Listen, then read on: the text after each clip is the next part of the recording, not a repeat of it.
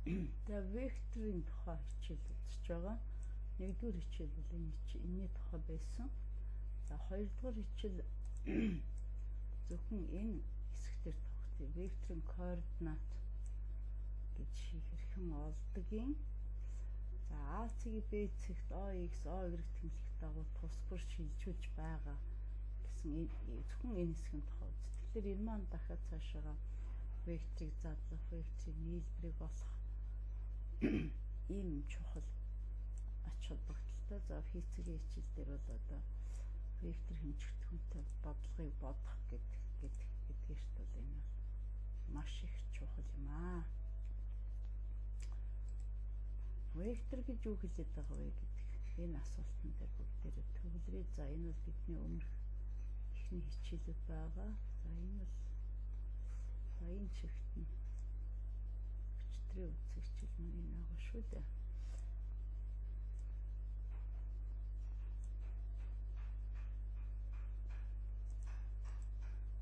За хичээл номер 2 энэ дээр ярив.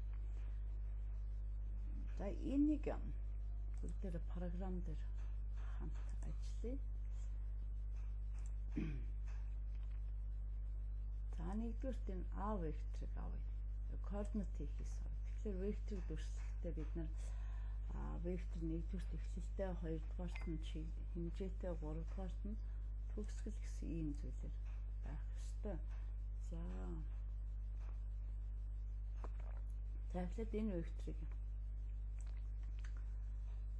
хэвтэй тэмцэхийн дагуу 10 нэгж, Y тэмцэхийн дагуу 5 нэгжээр энэ векторыг авъя.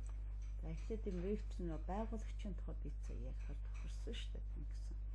Тэгвэл одоо энэ маань энэ векторын байгуулагчд болно. За тэгээд энэний нөгөө координат нь хэдэ гэдэг талаар бас бид нэр хийх гээд байгаа шүү дээ. За ингээд ирэхлээр дараа нь энэ векторын тухай хийнэ. За эхлээд туршилтан дээр ажиллая. За ингээд ирэхлээр бидний туршилтаар болсон энэ эхний зурсан вектор энэ хэдвэ гэдгийг болъё. За нэгдүгээр векторын эхлэл энэ ОЦ нэгдэн энэ. Хоёрдугаарх нь энэ хэмжээ, гуравдугаарх нь чиглэл нь. За энэ А вектор. За А вектор бол ингэж зурагдахдаа хэвтэй тэмцэхийн дагуу энэ бол 11 зайд зурагдаж Y тэмцэхийн дагуу шилжиж Y тэмцэхийн дагуу 5 нэгж зайд хийжээ. Тэгэхээр энэ X тэмцэгийг бид нэр AY гэсэн энийг AY гэж ингэж ойлгож болох нэ. За дараа нь тэгвэл энэ дээр ингээ харах юм бол эн чинь тэгшин цогт хуралжин болчин. За тэгэд нийлбэр за эдгээрийн хэмжээнүүд ингээ гараад ир бодогдоод ирлээ. А вектор хэвтэй тэмцэхтэй үүсгэх өнцг нь хүртэл ингээ гараад ирлээ. Тэгэхээр за эхний ээлжинд энийг ингээ харуулчихсан. За тэгэхээр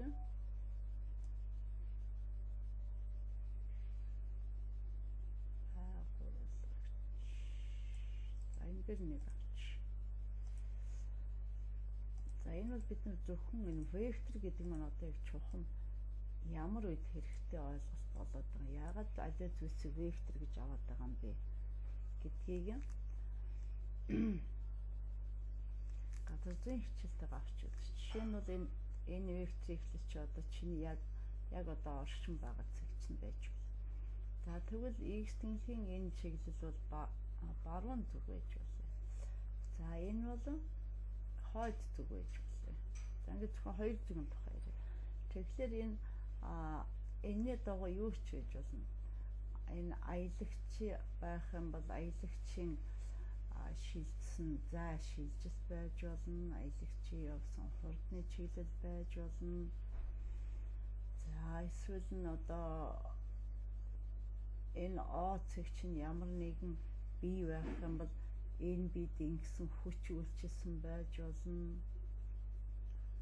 За тэгээд бас энд гаднаас ямар нэгэн бас даралт ирсэн байж болно. Гэх мэтлэнгийн ийм юм олон вектор хэмжигдэхүүнүүд энэ тухай энийг авч үзэж байгаа юм. За AX байгуулагч нь 10 AY байгуулагч нь энэ AY байгуулагч энэ AX байгуулагч. За энэ хэрхэн гарсан бэ гэхээр бид нар нөгөө энийг энэ AY гэсэн байгуулагч нь энэтэй параллел байгаа. Тэгэхээр энэ чинь AY байгуулагч. Тэгвэл ингээд бидний нөгөө тэгшин цогтгоруулжин байгаад тэгшин цогтгоруулжин дээр бид нар A квадратыг нэмэх нь B квадрат гэдэг ингээд үзсэн байна. Энэ дүрмээ ашиглах юм бол тэгвэл энэ A вектор чинь AY байгуулагчийн квадрат дээр AX байгуулагчийн квадратыг нэмсэнтэй тэнцүү гэсэн бас ингэсэн нэг хувилбар гарч ирнэ. За нөгөө талаасаа бас энэ AX-д тэнхэгч ингэсэн. Тэгвэл одоо энийг өгүүлбэр болгох юм бол ингэсэн байж болно шүү дээ. Аялагч баруун зүгт за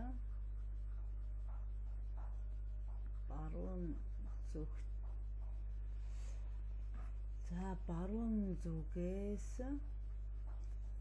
хойд чиглэл рүү тийм ээ хойд чиглэл рүү хэдэн градус нь 26.6 градусын өнцөг үүсгэн одоо нэг тийм хурдтайгаар тийм ээ одоо чинь 11.2 метр секунд хурдтайгаар явж гэдэг ч юм уу 11.2 метр зам шилжжээ гэж болно. Хүч байх юм бол 11.2 ньютон хүчээр ямар нэгэн бие үйлчилжээ гэдэг энийг маш олон төрөлд хэрэгжинэ. За одоо дараа нь координатын тухай ярьсан байна. Тэгэхээр энэ цэгийн координат бид аль хэдийн нэмэдэн 10 5 гэсэн хоёр координат. За энийг сүүлийн үед л 10 5 гэж ингэж тэмдэглэж байгаа. Өөрөөр хэлбэл энэ чинь AX координат энд нь бол AX гэхлээр энэ чинь байгуулагчийн тухай ярьчин. Энийг X A Y цэгийн координат гэвэл ингэж бичиж байх нэ. За ингээд энийг бол бид маш олон төрөлд хувиргаж болох юм байна. За үүний дараа энэ хоёр векторыг нэмэе. За хэмжээ нийлбэр. За нэг вектор нэмэх дүрмээрийг нэмэе. Тэгвэл бид нэр ингэсэн штэ. Тэгэхээр одоо зөвхөн нөгөө хоёр байгуулагчийн хувьд хийл та. Вектор нэмэх дүрмээр. За тэгэхээр нэгдүгээр вектор чинь энд 11 ч байсан. Хоёрдугаар вектор бол энэ хоёрдугаар вектор маань 5 нэгж байсан. Y тэнцлийн дагуу 5 нэгж. За тэгвэл энэ хоёрын нийлбэр вектор хаана гарах юм бэ? За энэ гарах нь. За энэ нийлбэрийг энд авчираа тавихад анхны маань А вектор гарч. За энэ бол бид зөвхөн эерэг чиглэлийн дагуу байгаа векторыг нэмлээ. Одоо энэ байгуулагчаар нэмж байгаа шүү. Энийг та бүхэн тэгж ойлгоорой. Тэгээс хоёр вектор нэмээгөө програм ашигласан учраас үсэг нь ингэж гарч ирлээ. Энэ бол бидэнд юу гэж зурагдах ёстой юм бэ гэхлээр энэ болоо бидний энэ дээд бодлогоо нэг л бодлогоо маш олон янзаар авч үзэж байгаа шүү дээ. Энэ X тэнхлэг, энэ Y тэнхлэг. Энэ нь бол AX байгуулагч, энэ AY байгуулагч, энэ A вектор өөрөө. За ийм зураг болсон. Одоо энд нэг өнцгийн тухай байгаа. За үнцгийн тухай байгаа учраас бид нар энийг ийм харьцаануудыг мэднэ тийм ээ. Синус альфа тэнцүү а хувахан c. За бидний хувьд бол а y хувахан а вектор. За косинус альфа тэнцүү b векторыг хувахан c вектор. Танкс альфа тэнцүү а векторыг y векторыг хувахан байгуулагчдыг хувахан. b буюу косинус чинь энийг цааш нь бичсэнгүй.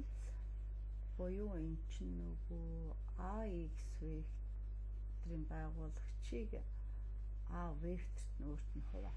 Ингээд энэ косинус 26 гарах нь л дээ. За энийгээ үзье. Энийгээ бүгдээрээ бодъё. Тэгэхээр бидний энэ хэмжээнүүд гарч иж тогтсох ёстой. За синус 26 градус байгаа. Тэгэхээр бид нар y чинь 5 байгаа шүү дээ. 5-ыг хуваахан y вектороор 11.2 байгаа.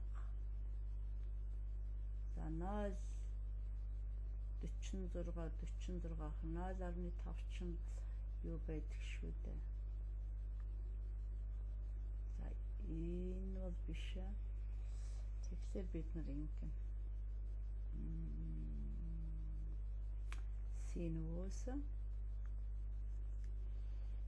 26.6 градусыг энэ биш ээ юу болсон бэ?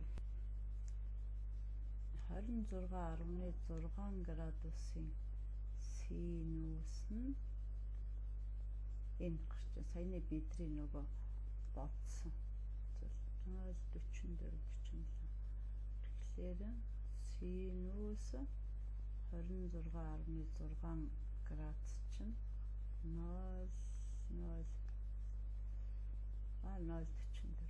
0.44 долоотой гарч байна. За энийгээ бид сая дахиад ингэ бодоод үзсэн шүү дээ. 5-ыг 11.2 болсон. Ингээд 0.47 гарч. Тэгэхээр эсвэргээрээ бид нар синус альфа тэнцүү энэний оронд бодож байгаа шүү. Энийг бодож байгаа. Y-ийг хуваах нь 11.2 тэнцүү энэ бидрэх бол 0 иймтэй гарч. За ингээд векторын нэмэх үйлдэлтэй бид маш олон зүйлийг хийж сурч чадах нэ.